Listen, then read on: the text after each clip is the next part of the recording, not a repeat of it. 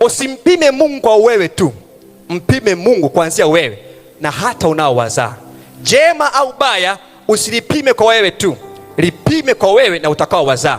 Wako watu uliowatendea wema, uliwaza wangerudi wakulipe mema, lakini si kazi yao.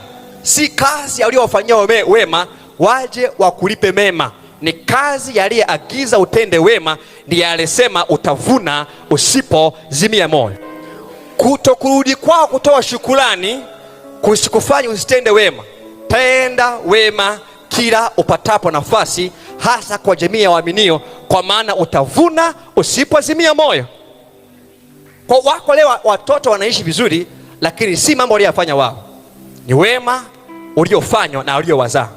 Kuna mahara utakuwa hauna uwezo kuwasaidia wanao, atokea mtu mwenye moyo wote kuwasaidia wanao, kwa sababu uliwahi kusaidia mtu mahara fulani.